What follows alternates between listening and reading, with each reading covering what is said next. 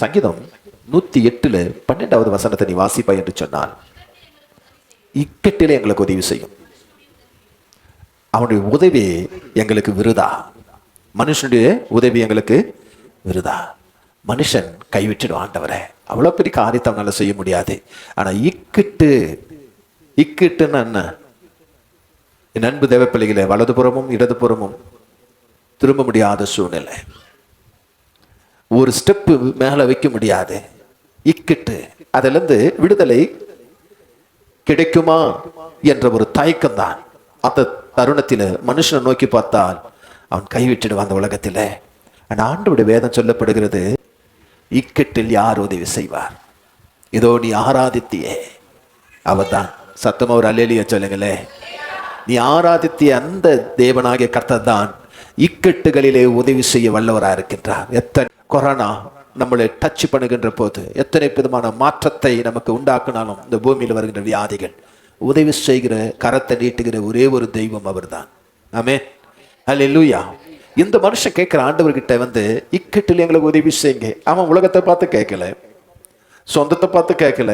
பணம் நிறைய வச்சிருக்கிறார்கள், பதவி நிறைய வச்சிருக்கிறார்கள், அந்தஸ்து நிறைய இருக்கிறது, அவர்கள் ஆஸ்தி இருக்கிறது, சொத்து சுதந்திரம் இருக்கிற அவர்கள்கிட்ட போய் அவன் மனுஷன் கேட்கலையே. ஆனால் உலகத்தின் நாயகன், அஸ்திபாரத்தின் தேவன் அவரிடத்தில் போயிட்டு, ஐயா, இந்த பூமி ரொம்ப கொடிய உபத்திரவத்தை கொண்டு வருகிறது, இதுல இருந்து நான் தப்பிக்க வேண்டும் ஆண்டவரே, எனக்கு உதவி செய்யுங்க, எனக்கு உதவி செய்யுங்க. என் அன்பு தேவ பிள்ளைகளே, இன்றைக்கு நமக்கும் அப்படிப்பட்ட இக்கட்டுகள் சூழ்ந்து கொண்டது. அப்படிப்பட்ட பாரங்கள் நம்மளை பிணைக்கப்பட்டு இருக்கிறது. ஆண்டோடைய வேதவசனம் சொல்லப்படுகிறது, சரி, இந்த இக்கட்டில நீ தப்பிக்கணுமா? வருகின்ற பொல்லாத காரியங்களிலிருந்து நீ விடுதலை ஆவணுமா? ஆண்டவர் சொல்றார், அப்படி என்றால் நீ நீதிமானான்றார் ஆண்டவர், நீ ரட்சிக்கப்பட்ட பிள்ளையான்றார். என் அன்பு தேவ பிள்ளையே, நீ எடுத்து வாசிப்பாய் என்று சொன்னால், நீதிமொழிகள் 11:8 எடுத்து நீ வாசி. நீதிமான் இக்கட்டிலிருந்து விடுவிக்கப்படுவான். அவன் யார்? என் அன்பு தேவ பிள்ளைகளே, நீதிமான். சில பேர் ஆண்டவரை ஏற்றுக்கொள்கிறார்களே தவிர இன்னும் ரட்சிக்கப்படவில்லை. என் அன்பு தேவ பிள்ளைகளே, நான் திருவந்தில் கையிடுகிறேன், ஞானஸ்தானம் கொடுத்திருக்கிறேன். பிரதர், சிஸ்டர், நீ ரட்சிக்கப்படவில்லை சரியாய். அப்படி ரட்சிக்கப்பட்டிருந்தான் தேவனுடைய நாமத்தை நீ தூசிக்காமல் இருப்பாய், விசுவாசத்தில் நீ இருப்பாய். என் அன்பு தேவ பிள்ளைகளே, மிராக்கிள், அற்புதம், அடையாளம் நடந்து கொண்டிருக்கின்ற வேளையிலே நீயும் நானும் நீதிமான்களாய் இல்லை. நீதிமான்களுக்கு சந்தோஷம். என் அன்பு தேவ பிள்ளைகளே, நியாய தீர்ப்பில் சந்தோஷம் நீதிமான்களுக்கு. ஏன்? பூமியை விசாரிக்கின்ற போது நீதிமான்களுக்கு மாத்திரம் சந்தோஷமா? ஏன் தெரியுமா? நான் நீதிமான், கர்த்தர் என்னை இக்கட்டுகளிலிருந்து விடுதலை ஆக்குவார். ஆமென், அல்லேலூயா. என் அன்பு பிரியமானவர்களே, அப்படி என்றால் சுவைத்து பார். அப்படி என்றால் இதுவரையும் சுவைக்காதவர்கள், நீ சுவைத்து பார், அவர் யார் என்று உமக்கு தெரியும். இல்ல பிரதர், நான் நல்லாவே டேஸ்டாவே சுவைப்பேன், எனக்கு உண்டான பதார்த்தங்களை, உணவுகளை நான் நல்ல சுவைத்து சாப்பிடுவேன். சுவைத்து சாப்பிடுகிறவர்கள் என்ன நிலையில் இருப்பார்கள்? அவருடைய முகம் எப்படி இருக்கும்? அவருடைய தோரணம் எப்படி இருக்கும்? ரொம்ப ரொம்ப பிரகாசமா இருக்கும். சுவைக்கின்ற போது அந்த நாக்கை தட்டுவார்கள். சுவைக்கின்ற போது நாக்கை தட்டுவார்கள். உன் முகம் அழுதுன்னு இருக்குமா? அப்போ சுவை உனக்கு வந்துட்டு பிறகு துக்கத்தில் இருப்பியா, இல்லது ஏதாவது வேதனையில் இருப்பியா? ஒரு டேஸ்ட், அந்த நாக்கு நீ தட்டி சுவைக்கின்ற போது உனக்கு ஒரு மகிழ்ச்சி அல்லவா வருகிறது. சுவைகளிலே ஆண்டவர் சொல்றார், இங்கு இந்த மனுஷன் சொல்றான் எப்படி சுவைத்தான் என்பதை வேதம் சொல்லப்படுகிறது. எரேமியா தீர்க்கதரிசி புத்தகம் 15:16 நீ வாசி. உம்முடைய வார்த்தைகள் எனக்கு கிடைத்தவுடனே, உம்முடைய மன்னா ஆண்டவரே பரத்தில் இந்த நாளில் எனக்கு கிடைத்தவுடனே அவைகளை நான் உட்கொண்டேன். ஒரு மனுஷன் சொல்றான் பாருங்க, எப்படி சாப்பிட்றான் பாருங்க. உம்முடைய என்னமா வார்த்தைகள் கிடைத்தவுடனே அவைகளை நான் உட்கொண்டேன். உம்முடைய வார்த்தைகள் எனக்கு சந்தோஷமும் என் இருதயத்துக்கு மகிழ்ச்சியமா இருந்தது. கரங்களை தட்டி கத்தரை மகிமைப்படுத்துவோமா? Price God. அல்லேலூயா, அல்லேலூயா. எப்படி சாப்பிட்டான்? எப்படி சாப்பிட்டாமா? துக்கமா இருக்கிறவ, ஆண்டவரே எனக்கு இக்கட்டில் உதவி செய்யுங்க ஆண்டவரே என்று சொன்னவன், அவருடைய வார்த்தை கிடைத்த உடனே அவன் உட்கொண்டான். அவன் எப்படி சாப்பிட்டு இருப்பான்? என் அன்பு, நீயும் நானும் எப்படி சாப்பிடுகிறோம்? கரிமீனை நீ எப்படி சாப்பிடுகிறாய்? இல்லது உனக்கு பிடித்த ஒரு குழம்பு வைத்து நீ எப்படி சாப்பிடுகின்ற போது உன்னுடைய தோரணை என்ன? என் அன்பு தேவ பிள்ளைகளே, ருசி பார்க்கின்ற போது மகிழ்ச்சி அங்க இருக்கிறது. ருசி உனக்குள் வருகின்ற போது ஒரு ஆனந்தமான ஒரு காரியம் அங்க நடக்கிறது. ஒரு புன் சிரிப்பு, உன் முகம் தோரணம் மாறுகிறது.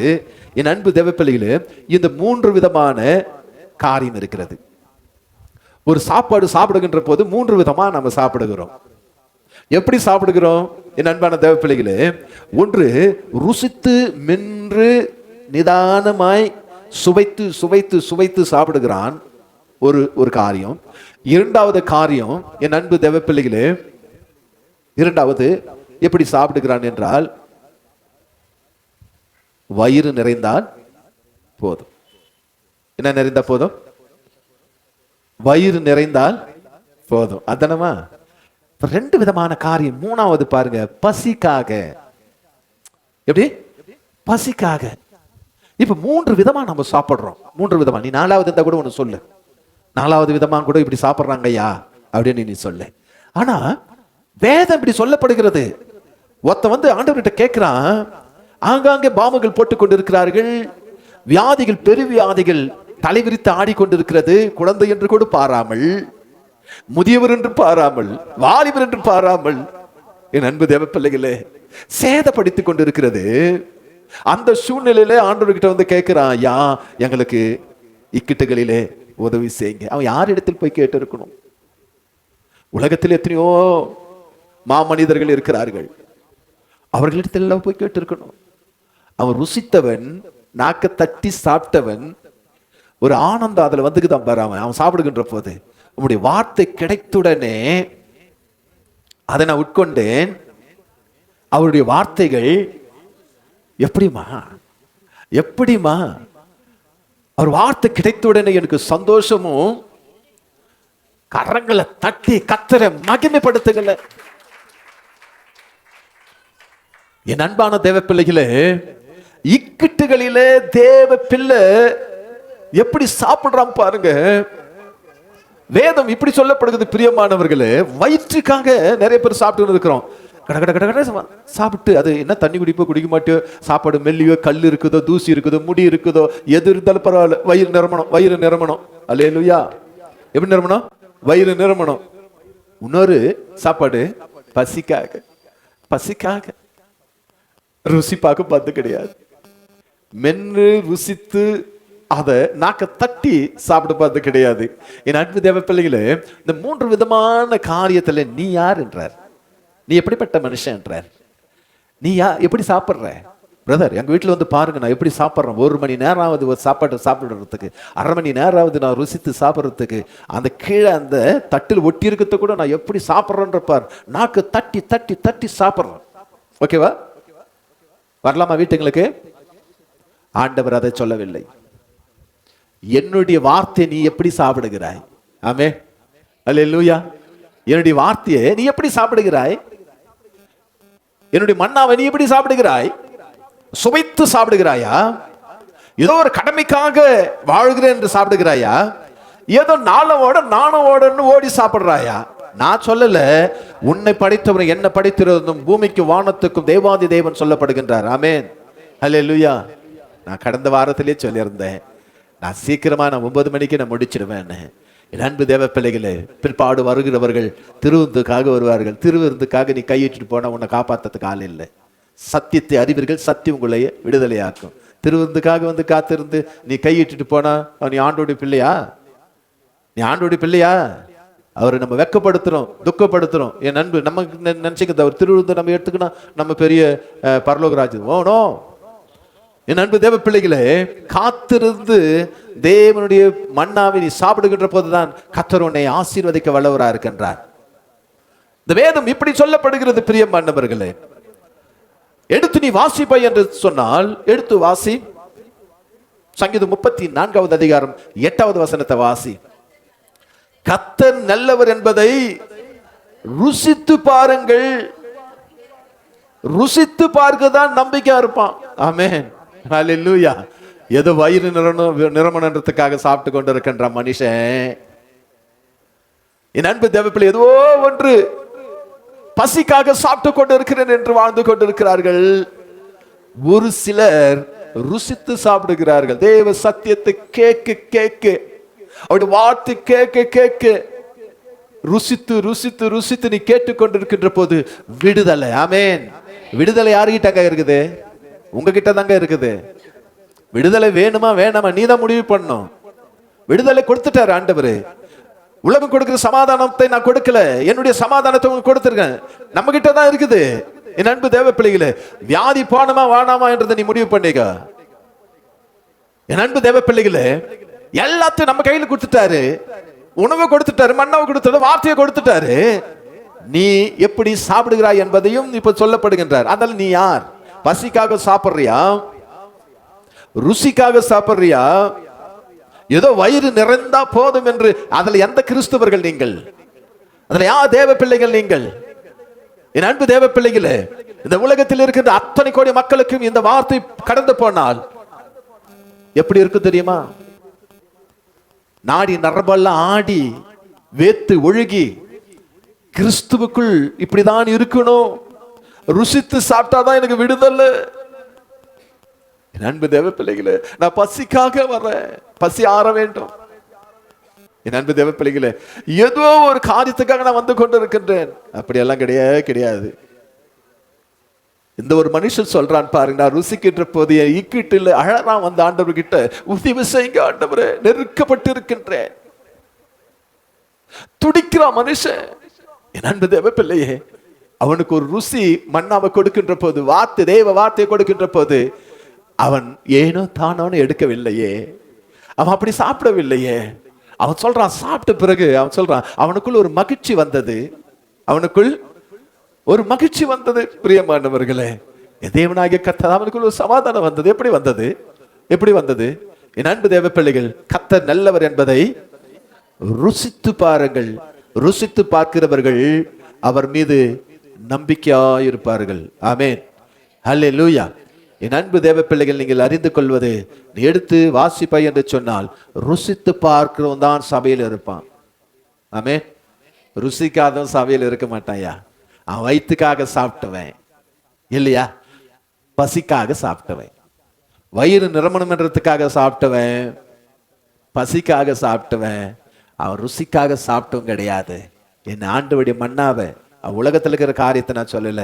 நீ மீன் கறி ருசித்து நாக்கத்தை தட்டி சாப்பிட்றது, அதை நான் சொல்ல விடல. ஆண்டவரும் அதை பத்தியும் பேசல. அவருடைய வார்த்தை கிடைத்த உடனே, என் அன்பு தேவ பிள்ளைகளே, தேவனுடைய வார்த்தை சொல்ல, ருசித்தவன் தான் எங்க வருவான்? ஆலயத்தில் இருப்பான். ஏன்னா ருசித்தவன் பலவீனம், ருசித்தவன் பலவீனமான ஒரு மனுஷன், ருசித்தவன் இக்கிட்டு உள்ள ஒரு பிள்ளை, சிறை அனுபவிக்கின்ற ஒரு பிள்ளை, பிசாசின் சிறையில அனுபவிக்கின்ற பிள்ளை. வாழ்வா சாவா, எதுக்கு இந்த வாழ்க்கை? தினந்தோறும் அழுகை, தினந்தோறும் புலம்பல், மகிழ்ச்சி இல்ல, சமாதானம் இல்லை.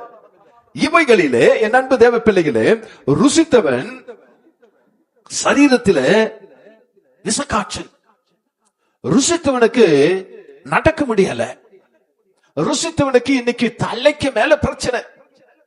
ருசித்தவன். ஆனா ஆண்டவர் சொல்றாரு, அவ்வளோ காரியத்தை நான் சொன்னதெல்லாம் நீங்க கேட்டீங்க, அவ்வளோ பிரச்சனை உள்ளவன் ருசித்தான் என்றாரு. அவன் தான் சபையில இருப்பான். எடுத்து வெளிப்படுத்திய சுவிசேஷம் 1ஆம் அதிகாரம் 8வது வசனத்தை வாசி. உன் நிலைமைகளையும் உன் கிரிகளையும் உன் சரீரப்பிரமான பலவீனத்தையும் வாழ்க்கையின் பிரச்சனைகளையும் உனக்கு வருகின்ற பொல்லாப்பை நான் அறிந்திருக்கின்றேன், உன் நிலைமையை நான் அறிந்திருக்கின்றேன்.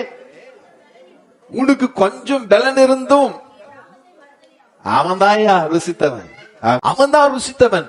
அவனுக்கு கொஞ்சம் பலம் விட்டு வச்சுக்கிறார் பாரு, மீதெல்லாம் முக்காவாச்சு போயிடுச்சு, 99% போயிடுச்சுங்க. நீ கொஞ்சம் யோசித்து பாரு என் அன்பு பிள்ளைகளே. 99% இழந்தவன், இழந்த போன என் அன்பு சகோதரிகள், ஆண்டவர் சொல்றாரு, கொஞ்சோண்டு பலன் இருந்து என் நாமத்தை மறுதலிக்காமல் என்னுடைய வசனத்தை கை கொண்டபடினால் இதோ திறந்த வாசலை உமக்கு முன்பாக வைக்கிறேன். கரங்களை தட்டி கர்த்தரை மகிமைப்படுத்துங்களே. ருசித்தவன் எங்க இருப்பான்? இப்ப சொல்லு. இக்கிட்டுமா நடந்தா டாக்டர் எல்லாம் சொல்லியிருப்பாங்க நடக்க கூடாது. டாக்டர் பெரியவரா? உனக்குள் வியாதி பெருசா? இந்த உலகத்தின் அதிபதி பெருசுகிறா? இல்லையே. நம்ம அப்படி நினைக்கலையே. டாக்டர் பெரியவர், அவர் சொல்லிட்டாருல்ல. என் அன்பு தேவ பிள்ளைகளே, எது பெருசு வச்சுக்கிருப்பாரு. ஆனா ஆண்டவர் சொல்றாரு, இந்த நாளில கொஞ்சம் பலன் இருக்கிறவன் என் நாமத்தை மறுதலிக்காமல் வசனத்தை கைப்பிடிப்பான். ஆமென், அல்லேலூயா. ருசித்தவன் இங்க இருப்பான். அவனுக்கு ஒண்ணு கொடுக்கிறார். மகனே, என் மகளே, சாவிந்தா. என்ன சாவி? என் அன்பு தேவ பிள்ளைகளே, நீ உன் துக்க நாட்கள் முடிந்து போனது. சத்தம் அவர் அல்லேலூயா சொல்லுங்களே. என் அன்பு தேவ பிள்ளைகளே, அந்த ருசித்தவன் எவ்வளவு பலவீனத்தில ஆண்டவர்கிட்ட போராடுறான் பாரு. என் அன்பு தேவ பிள்ளைகளே, ருசித்தவன் வேதம் சொல்லப்படுகிறது பெதஸ்தா குளத்தின் அருகே படுத்துக் கொண்டிருக்கின்றான். எல்லாம் அவனை தட்டி எழுப்பி சொல்றார்கள், புத்தி இல்லாதவனே, பைத்தியக்காரனே, ஏண்டா நீ இந்த குளத்தின் அருகில் படுத்துக் கொண்டிருக்கிறாய்? நீ பசியோடு பட்டினியோடு ஏண்டா இருக்கிறாய்? வியாதி என்று மற்றவர்கிட்ட நீ சொன்ன உனக்கு ஆகாரம் கொடுப்பார்கள், உதவி செய்வார்கள். அவன் சொன்னா என்ன சொன்னான் சொல்லுங்க? என் ஆண்டவர் வருவார். கரங்களை தட்டி கர்த்தரை மகிமைப்படுத்துங்களே. என் ஆண்டவர் வருவார். என் அன்பு தேவ பிள்ளைகளே, வந்தாரா இல்லையாமா? மகனே, படுக்கி எடுத்துக்கொண்டு நட. ஆமென், அல்லேலூயா, அல்லேலூயா. 38 வருடங்கள் காத்து கொண்டிருந்தான வியாதினால. அவன் ருசிக்கலையா? ருசித்தவன் என் ஆண்டவர் மறுதலிக்க மாட்டான். ருசித்தவனுக்கு விடுதலை. என் அன்பு தேவ பிள்ளைகளே, திறந்த வாசலுடைய சாவியை அவனுக்கு கொடுப்பார். கொஞ்சம் பலன் இருக்கிறவனுக்கு. ருசித்தவன், இன்னைக்கு ருசித்தவன் யார்? இதோ இங்க உட்கார்ந்துட்டு இருக்கிறிய நீங்க தான். கரங்களை தட்டி கர்த்தரை மகிமைப்படுத்துங்க. உங்களுக்கு வயிறு இல்லையா? உங்களுக்கு வாழ்க்கைன்னு ஒண்ணு இல்லையா? வீடு வாசல் இல்லையா? வேலை வெட்டி இல்லையா? என் அன்பு தேவப்பிள்ளை பிரச்சனை இல்லையா? சரீரத்தில் பலவீனம் இல்லையா? எல்லாம் இருக்குது. ஆனா என் அப்பாவை நான் ருசித்தபடினால என் அப்பா இடத்துல தான் நான் இருப்பேன். ஆமென், அல்லேலூயா. வயிற்றுக்காக சாப்பிட்டு வெளியா இருக்கிறாங்க பாரு, அவங்க கிறிஸ்தவங்க. வயிற்றுக்கு வயிறு நெஞ்சா போதும். என் அன்பு தேவப்பிள்ளையே, பசிக்காக சாப்பிட்டவர்கள் அவர்கள் வெளியில இருக்கிறவங்க. என் அன்பான தேவ பிள்ளைகளே, தேவனுடைய சத்தியத்தை நீ அறிகின்ற போது தேவன் சொல்றார், கடற்கரை கேரி ஆற்றங்கரை ஓரத்தில் படுத்துக் கொண்டிருக்கின்றார். உணவு எப்போ வரும்? யார் கொடுப்பார்கள்? பசி வேற. அந்த பசினால அவன் எப்ப சாப்பிட்டானோ அவன் சாப்பிட்டு இருக்க முடியாது. ஏன்னா இசேபேல் ராணி அவனை துரத்துகிறார். அவனை வெட்டி போட்டுற எலியாவை. என் அன்பு தேவப்பிள்ளை, ஆகையால அவன் சாப்பிட்டு இருக்க முடியாது. அவன் சாப்பிட்டு இருக்க வாய்ப்பே கிடையாது. அவன் சரீரம் ஓடி ஓடி களைத்து போனவன், பலவன் அடைந்தவன். என் அன்பான தேவப்பிள்ளைகளே, இந்த மனுஷன் கேரி தாற்றுங்கரையில படுத்து கொண்டு இருக்கிறான். ருசித்தவனுக்கு காகங்களை அழித்து. என் அன்பு தேவ பிள்ளைகளை, என்ன பிள்ளை படுத்து கொண்டிருக்கிறது, நீங்க போய் அவரை எழுப்பி, ஆமே, காகத்தை கொண்டு உனக்கு உதவி செய்வார். நீ யாரையும் நோக்கி பார்க்காத. வேதம் சொல்லப்படுகிற சங்கீதக்காரன் இப்படி சொல்றான், வானத்தி பூமியை உண்டாக்கின தேவாதி தேவன் உன்னோடு கூட இருக்கிறார். எனக்கு உதவி வரும். ஒத்தாசுவின் கண்மலையை நேராக என் கண்களை ஏற எடுக்கிறேன். நான் ஏன் பக்கத்துல பார்க்கணும்? ஐயா, பிரியாணி வாசனை கூட வரட்டையா? நான் ஏன் பக்கத்துல பார்க்கணும்? எப்ப டேஸ்டா கொடுக்கிறவர் அது வேஸ்ட். 1 மணி நேரம் ஆனா அது வேஸ்ட். நீ என்னதான் மூக்கப்படி சாப்பிட்டாலும். ஆனா என் அப்பா உனக்கு டேஸ்ட தராரு. வேதம் சொல்ல போகிறது அந்த டேஸ்டுக்கு தான். எப்பா நீங்க எல்லாம் வந்து என் விருந்தை உண்டு மகிழுங்க. உங்களுக்கு நான் ஒரு விருந்து வச்சிருக்கிறேன். அந்த விருந்துல நீ ருசி பார்க்கணும்ன்றார் ஆண்டவர். எடுத்து வாசி. லூக்கா எழுதிய சுவிசேஷம் 14வது அதிகாரம் 16வது வசனத்தை எடுத்து வாசி. அது யார் விருந்து வச்சது பார்க்கலாம். இன்னைக்கு யார் விருந்து வச்சிருக்குது பார்க்கலாம். அதற்கு அவர், ஒரு மனுஷன் பெரிய விருந்தை ஆயத்து பண்ணிருக்கிறார், அநேகர் அழைப்பித்தார். எதுக்குமா கல்யாணத்துக்கு போறோம்? எதுக்கு காது கொடுத்த விசேஷத்துக்கு போறோம்? வீட்டுக்கு அழைச்சதுக்கு எதுக்கு போறோம்? நல்லது கெட்டது எதுக்கு போறோம்? துக்க நாள்லயும் பிரியாணி போறோம் எதுக்கு போறோம்? ருசி, வயிறு நிரம்பணும், சண்டைக்கு பிந்தனம், பந்திக்கு முந்தனம். எதுக்கு போறோம்? சாப்பிடறதுக்கு. சாப்பிடறதுக்கு. என் அன்பு தேவ பிள்ளைகளே, இங்க ஒரு விருந்து வைக்கிறாரு, எதுக்கு வரணும்? சாப்பிடறதுக்கு தான் வரணும். அதுவும் உன் நாக்குக்கு சுவை கொடுக்க ஒரு விருந்து, பெரிய விருந்து, பிரமாதமான விருந்து. அந்த விருந்து வைக்கின்ற போது சாக்கு போக்கு சொல்றான். நம்ம சாக்கு போக்கு, சாக்கு போக்கு சொல்றாருங்களா? விருந்து வச்சது யாரு? அழைச்சது யாரு? உன் நிலைமையை பார்த்து, உன் வாழ்க்கையை பார்த்து, உன்னுடைய காரியங்களை பார்த்து, என் பிள்ளை இந்த விருந்த சாப்பிட்டா பலன் அடைவார், மகிழ்ச்சியா இருப்பார், சந்தோஷமா இருப்பார், சமாதானத்தோடு போவார். என் அன்பு தேவ பிள்ளையே, அன்று கலிலே கடற்கரை வாரத்துல ஒரு அருமையான விருந்து வைத்தார் 5000 ரூபாய்க்கு. ஆமென், அல்லேலூயா. சாப்பிட்டுங்களா? எப்படி இருந்தாங்களா? சாப்பிட்டுங்களா? எப்படி இருந்தாங்களா? சுகத்தோடு வந்தாங்க, சமாதானத்தோடு வந்தாங்க, மகிழ்ச்சியோடு வந்தாங்க, ஆசீர்வாதமாய் வந்தாங்க, ஆசீர்வதிக்கப்பட்டவங்களா மாறிட்டாங்க. அப்பாவுடைய விருந்துல கலந்து கொண்டவர்கள். என் அன்பு தேவ பிள்ளைகளே, வேதம் சொல்லப்படுகிறது நாளில இங்க ஒரு விருந்து வைக்கிறாரு. இவன் சாக்கு போக்கு சொல்றான், பிரதர் இன்னைக்கு நான் வர முடியல, எனக்கு தலைக்கு மேல வேலை, அந்த விருந்துக்கு நான் வர முடியாது. தன் சரீரத்தை, தன் ரத்தத்தை, என் அன்பு தேவ பிள்ளைகளே, உனக்காக எனக்காக படைக்கப்பட்டது இந்த விருந்துல. என் அன்பு தேவ பிள்ளைகளே, நீ நானும் எந்த விருந்துக்கு முந்துகிறோம்? நீ கிறிஸ்துவர்களா? ஆண்டவர் கேட்கிறார், நீ என் பிள்ளையா, பிசாசு பிள்ளையா?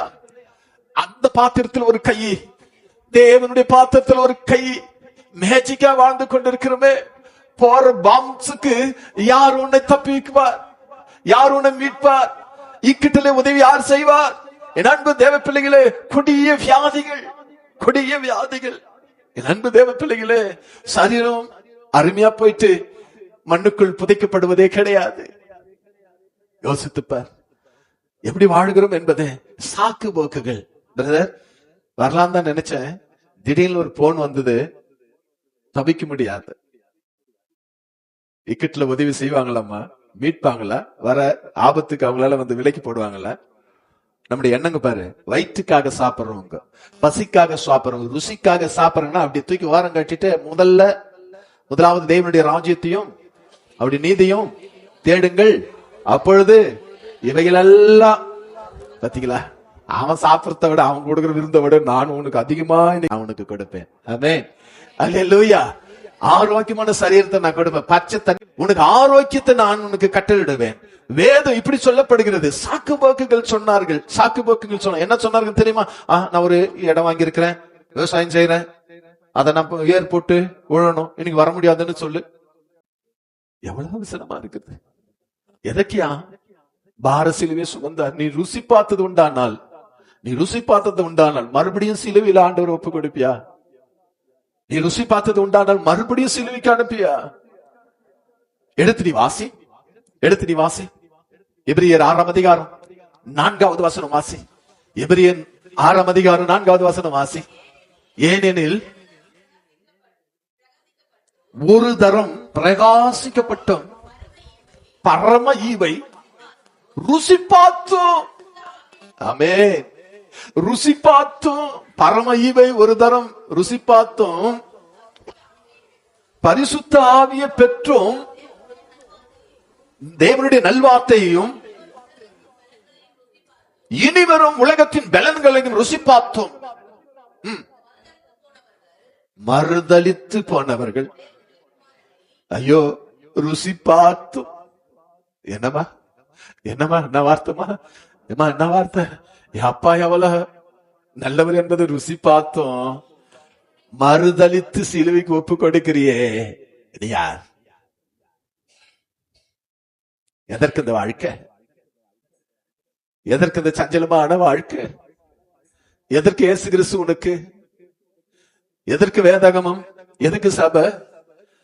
மறுபடியும் ருசி பார்த்து மறுதலித்து வாசித்து முடி. தேவனுடைய குமாரனை தாங்களே மறுபடியும் சிலுவையில் அறிந்து, ஐயோ ஐயோ, நீ அவர் அவமானப்படுத்த நீ மறுபடியும் சிலுவையில் ஒப்பு கொடுக்கின்ற போது ஆண்டவர் கடைசியா முடிச்சா இருப்பார். என்ன வார்த்தமா? மறுபடியும் அவர்களை புதுப்பிக்க கூடாத காரியம். சத்தமா ஒரு அல்லேலூயா சொல்லுங்களே. பயம் வரலையா? நடுக்கு வரலையா? என் அன்பு தேவப்பிள்ளை, இந்த உலகத்தில் எத்தனையோ பேருக்கு வாஞ்சியான வார்த்தையை சொன்னா அவர்கள் இந்த அமுதத்தை தேனிலும் தேவிட்டாத இந்த வார்த்தையை எப்படி ருசி பார்ப்பார்கள்? இன்னைக்கு கண்ணீர் கம்பளமாயிருப்பார்கள். ஐயோ, நான் பாவியான மனுஷன் ஆண்டவரே, நான் பாவியான மனுஷி, நான் எத்தனையோ முறை உணர் சிலுவையில் அறிந்திருக்கிறேன். உன்னுடைய பரம ஈவன் நான் தினந்தோறும் நான் ருசி பார்த்தோம். உனக்கு ஆகாத பிள்ளையா, உனக்கு ஆகாத பிள்ளையா? என் அன்பு தேவ பிள்ளைகளே, கால கடைசி காலம், கால கடைசி காலம். தேவனுடைய வார்த்தை சொல்லப்படுகிறது, உன்னை அழைத்த தேவன் சாக்கு போக்கு சொல்லாது. இந்த ருசியை ஆண்டவர் சொல்றாரு. அழைத்தவர் சாக்கு போக்கு சொன்னார்கள். 5 ஏர்மாடுகளை கொண்டு நான் உழுது பார்க்கிறேன், நிலத்தை வாங்கியிருக்கிறேன், திருமணம் இப்பதான் எனக்கு திருமணம் ஆகியிருக்கிறது. இவ்வளவு சாக்கு போக்குகள் சொல்லப்பட்டவர்களை பார்த்து ஆண்டவர் சொல்றாரு, எடுத்து 24வது வசனம் வாசிமா. லூக்கா 14வது அதிகாரம் முடிக்கலாம். 14வது அதிகாரம் 24வது வசனம் வாசி. அழைக்கப்பட்டிருந்த அந்த மனுஷரில் ஒருவனாகிலும் என் விருந்தை ருசி பார்ப்பதில்லை என்று உங்களுக்கு சொல்கிறேன் என்றார். என் அன்பு தேவ பிள்ளைகளை, ஒரு ருசி பார்க்க முடியாது. நீ ஆசைப்படுவாய், நிறைவேறாது. ஆண்டவரை தேடுவாய், கண்டடைய மாட்டாய். என் அன்பு தேவ பிள்ளைகளே, ஒருவனும் ருசி பார்ப்பதில்லை. அழைக்கப்பட்டு அழைப்புக்கு நீ புறம்பே கடந்து போவாய் என்று சொன்னால், அவர் அவமானப்படுத்துவாய் என்று சொன்னால், என் அன்பு தேவ பிள்ளைகளை மறுபடியும் சிலுவையில் ஒப்பு கொடுப்பேன் என்று சொன்னால், அவர் பரிசுத்தமான ரத்தத்தை மறுபடியும் காலில போட்டு மிதிப்ப என்று சொன்ன வசனம் இருக்குதுமா? என் அன்பு தேவ பிள்ளைகளே, நீ ருசி பார்த்த பிள்ளையா? அப்ப ருசி பார்த்த பிள்ளை இதோ இந்த கூட்டம் தான். ஆமென், ஹல்லேலூயா. அடிச்சு பிடிச்சிட்டு வந்த ஆண்டவருடைய நாமத்தை மறுதலிக்க கூடாது. பிசாசு வெக்கப்பட்டு போடும்.